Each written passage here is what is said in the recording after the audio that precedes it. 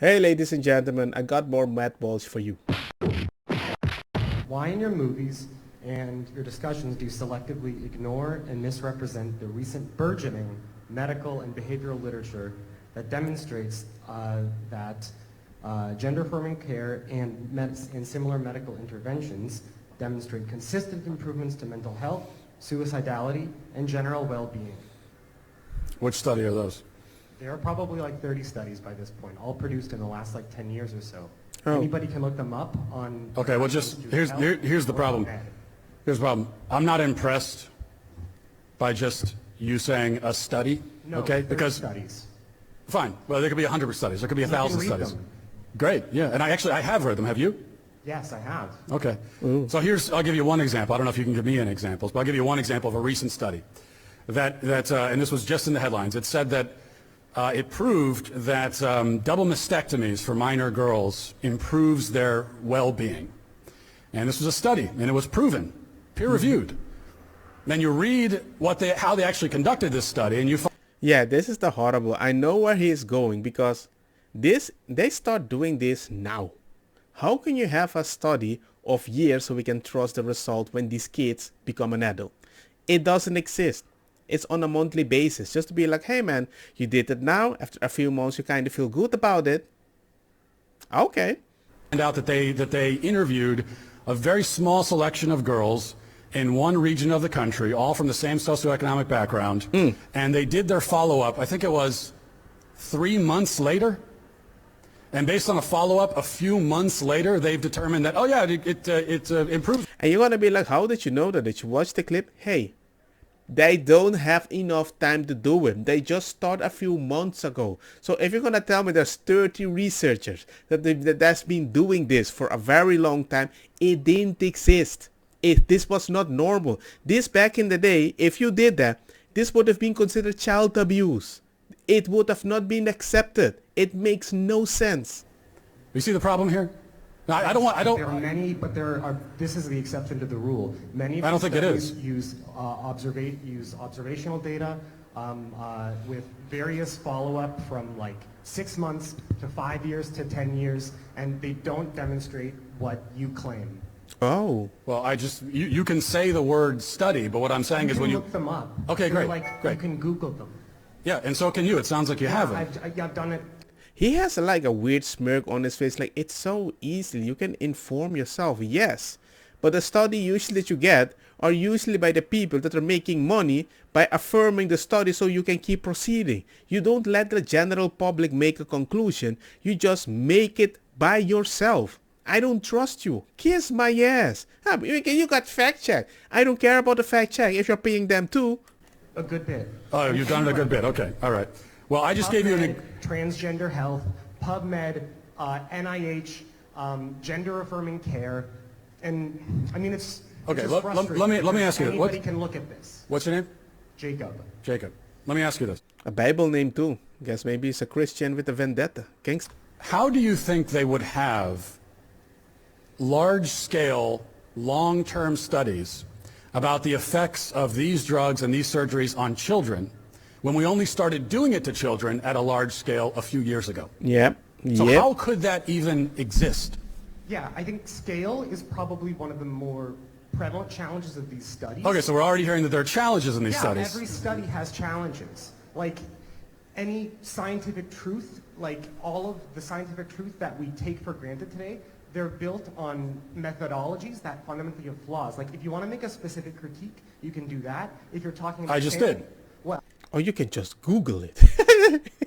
well, if you're talking about sample size, they're very well demonstrated statistical results that you don't need 10,000 people to get like a statistically significant benefit. Really? Yes, No, you do. don't. Here's No, absolutely not. It's like a very basic statistical Jacob. fact. Here's A sample size greater than 1,000, that can that has very nice asymptotic properties. Like Jacob, here's what I know. If you want to even begin to claim that a study has proven that castrating and sterilizing little boys helps them in the long run, then you would need to have a large sample size of children who've gone through these procedures, and we've checked back with them in adulthood to see how they're doing. Yeah. Those studies do not exist. They can't exist because we weren't doing this to kids at anywhere near this scale even 5 years ago, let alone 10 years ago. What that tells us, Jacob, is that the kids we have right now, they are the sample. Infertile. They are the experiment. Yeah, they are the statistic, the study that you need to be focusing on, because later they cannot have a kid and you're the one going to tell them, well, you can always replace your breast. And even if you don't have a feeling, we got the drugs that make you feel good. You've been taking puberty blockers, so your body needs to adapt. So you need to keep taking all these medicines forever. And all the issues you might have are going to help you, but you still need to pay for it. We got therapists and everything for you. Life is going to be Gucci. But by the way, remember, if you need any purpose, you need to find it, but you cannot make a baby. So you do your thing. And if you say, well, I guess I wasn't really trans, then they're just gonna tell you, well, I guess then you're just gay. Bye. Specific study. We are experimenting on children right now.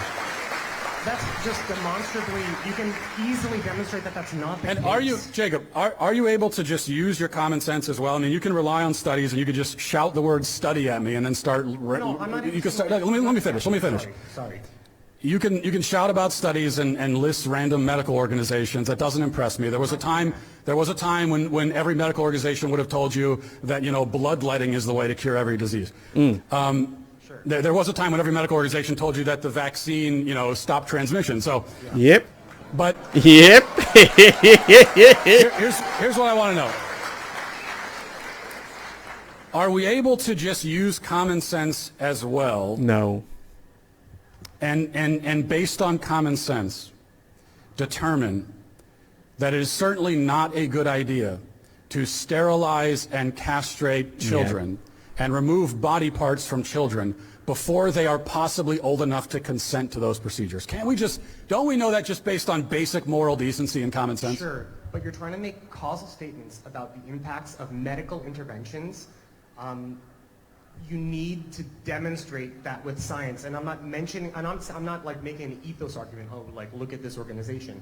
I'm saying that there are like very rigorous ways to substantiate your claims, and the people that are spending lots of time are doing that, and they come to conclusions that are very different from the ones that you say. I'm not making an appeal to ethos. Anybody can look up these studies and just see how they're done.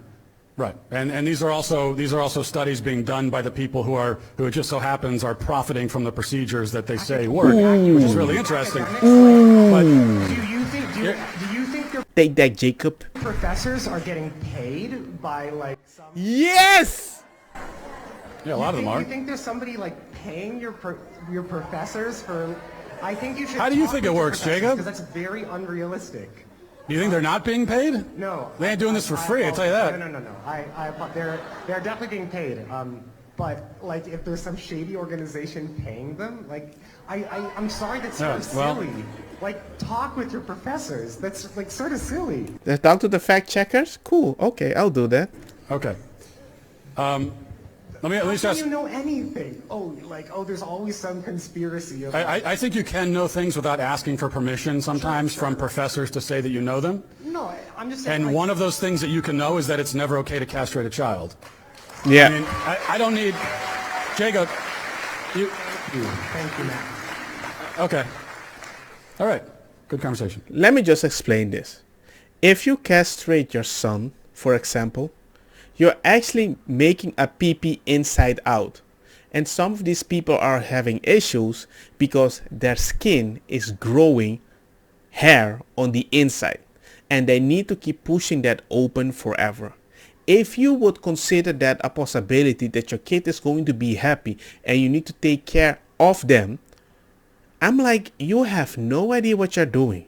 Because when you're 12 and you start realizing the whole world is going to judge you, the last thing you need is more eyes on you, and you're afraid to explore your own destiny.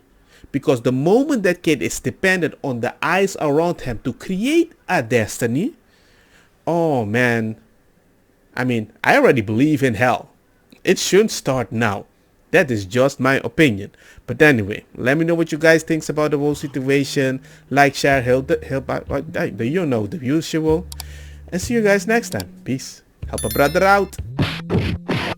Convida-me a tua iniciativa, padrei ku indica e também que sum sativa. Te ainda não quer aceitar ku eta medicina, Bob Lee nang di eta causa rebeldia.